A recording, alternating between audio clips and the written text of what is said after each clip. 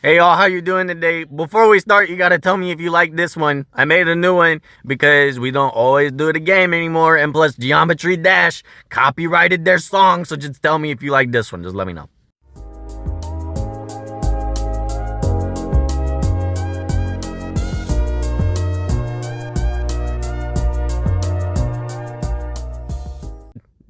Did you like it? I thought it was cute. Let me know if you like. I mean, we have to roll with it anyways, unless I just change the song. We'll figure it out. We're gonna figure it out. That's not what this is about anyway. So with the new update, see if you go into the developer notes, you see Underground Refinery is getting 10 more floors. So it's probably time to stop sleeping on it and get on it. And you know what else? Call me stupid. I didn't notice whenever you go to the Underground Refinery. One, I just got the SSR promotion for 55. You get an SSR promotion card for, was it 55? Yeah. And for or 45. And for 50, you get 2 of them. I didn't know that. So I should have been doing this either way. I'm jumping up. I'm working on it. But basically, we did 45. Now, I was just like watching Grey's Anatomy with the fam, laying on the bed. So I recorded it while I was doing that. It's not going to be in real time, but what I can do is I can play the clip and I can talk over the clip so that I can explain to you how I beat it and what happened. But before I go ahead and play the clip, is this even the team I used? Hold on.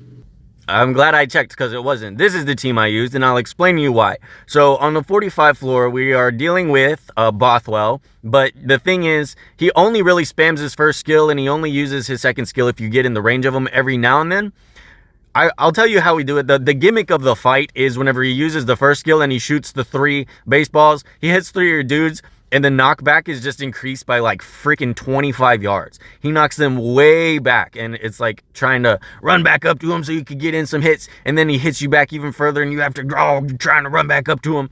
And it's actually pretty cool. I'm not gonna lie. It's actually a pretty funny gimmick, but we'll go over some stats that make this pretty easy. First thing we notice, he only has 1,400 defense and 275,000 HP. So if we're able to get off some nukes, we get the nukes in there, then it's not really going to be too much of a problem it's not going to take that long to kill him. Also, that being said, he has Spirits of Steel, which is where it gains immunity to behavior control effects like knockback and pulling. So like you can't confuse him, you can't stun him or whatever. That doesn't mean you can't decrease his attack bar. So we definitely brought Ziv for attack bar decrease, Nadine for speed break, so he gets less turns and attack bar decrease. I think we had some trouble with Nadine. I think she was getting knocked back. Nima to, manipulate attack bar so that our team gets more turns while he gets less turns. And then, of course, Talon, Amy, because, the defense and HP is pretty low. We just wanted to get him out of there. So here, we'll look at the skill. Inflicts damage to the nearest enemy by 100% 3 times. He just throws up a baseball, hits it hits somebody, it knocks him back, way far back, and he does that 3 times, and that's that ability. It can also remove a buff, but it doesn't really do that much. Feet tap. Inflicts damage to the enemy by 50% and knocks the enemy back. Stuns the pushed enemy back. Stuns the pushed back enemy and the enemy who has been crashed into the pushed back enemy for 1 turns with a 50% chance. Okay, what a sentence. Basically, he's going to kick somebody. It's going to push them back. If they crash into another ally that you have, they have a chance to be stunned.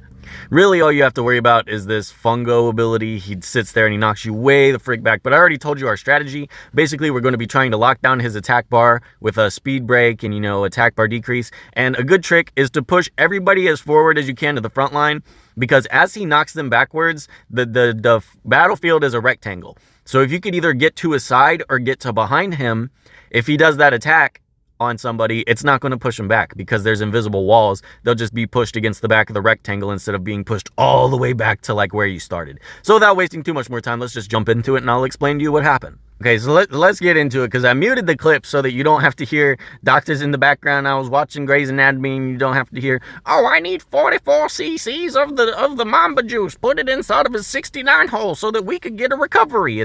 Anyways, now you can just listen to me blabber on about what we're doing. We only have 120 turns to get it done, so what we're doing, we're going to take out these guys, but we're going to leave 1 enemy there. You see we have Buddy over here on the bottom right. We're just going to let him do his thing so that after we kill these 3, our threats are pretty much gone and we can just pass turn to get all of our rage bars up. And the cool thing about rage bars on this fight is whenever you move, you take your movement range, like you're standing in the middle and then you have your circle radius of area you can move. If you move all the way to the edge of the radius and then you use a rage skill, it resets your move counter. So now you can move even farther. And that's pretty much what this fight is about. It's about keeping you as far away as possible. So being able to have all of our rage skills just in case of emergency so that we can move forward is definitely going to be very helpful. So you'll see once we get to this last guy, now we're just pretty much going to toy with them, heal up, pass turns, do whatever we got to do to get us in a good position for the boss fight.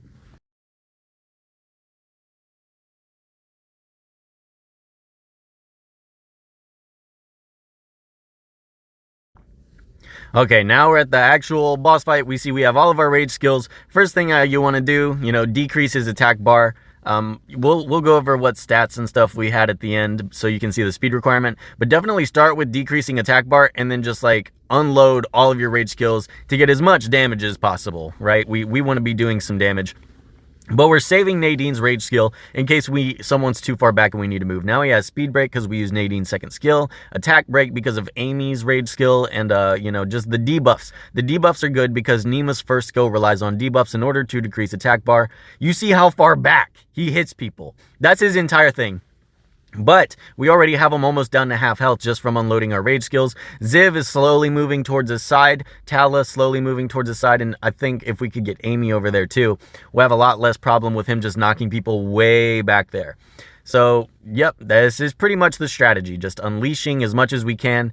Speed break, attack bar decrease. We see we're able to push back his turn enough so that we can basically just keep attacking him without him attacking us. Now, if Nadine was a little bit closer right here, I could have used her rage skill and then reset her movement range so that she could have gone up and then put the speed break back on, because he dropped his speed break right here.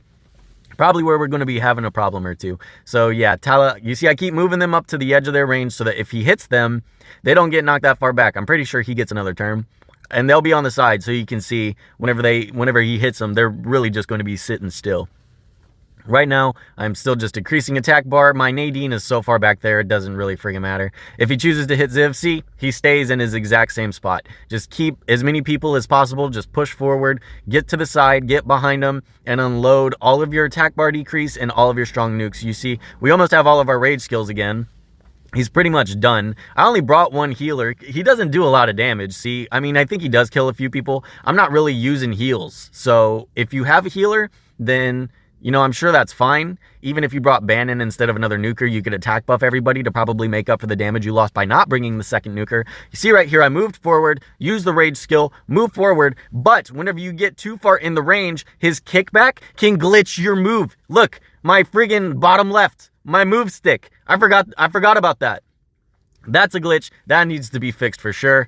So I still had the range to move, but I didn't quite have it. I think we'll see it again. Whenever he gets the kick on her, she's able to do it the second time. But basically, now that Tala and Amy are on the side, we're just sitting pretty able to attack him as much as possible. Tala's behind him now, so there's absolutely no way he can knock her out of the range. And yeah, that's pretty much it. So this is, other than the glitch, I'm glad that I remembered about that, because if we look here, I move her forward, use a rage skill, move her forward again, he kicks, I can still move forward. So that was definitely a glitch. I'm glad that I remembered about that one. And he's dead. So basically that's the fight. And let's go ahead and get into the stats of the people that did it so that we can all go ahead and get our promotions. I'll let you go ahead and peruse through my stats. If you want to pause on any piece of equipment, please feel free to do so. My Amy is one of my more built units. Whatever nuker you have, you could just bring that nuker. I brought my Amy and Tala because I like their kit. I've been working on them for a long time, so I didn't think it would be too much of a big deal just to bring them. Hopefully y'all have someone. If you have like Kairos built or something, Kairos decreases attack bar and he's a nuker, so that's like a 2-in-1. So yeah, you could definitely bring Kairos to do both jobs. Not only decrease attack bar, but also do a lot of damage, and it'll make the fight even easier. Oh, whoopsies. And yeah, that's basically it. So hopefully if you were having trouble with this fight, maybe this made it a little bit easier, or you can sort of follow the strategy to try and, mimic my strategy and get it done on your own. So let's go ahead and push through this, because whenever those floor 60s come out. If we're getting 2 SSR promotions for floor 50, I wonder what we'll get for floor 60. Probably like something really cool. Anyways, y'all, that's gonna do it. But if you have any questions, you know, feel free to join my Discord. We have new players and veteran players in there alike. They like to chat it up, you know, drop a meme. We just have fun. But other than that, y'all, that's gonna do it for me today, and I'll see y'all later. Bye.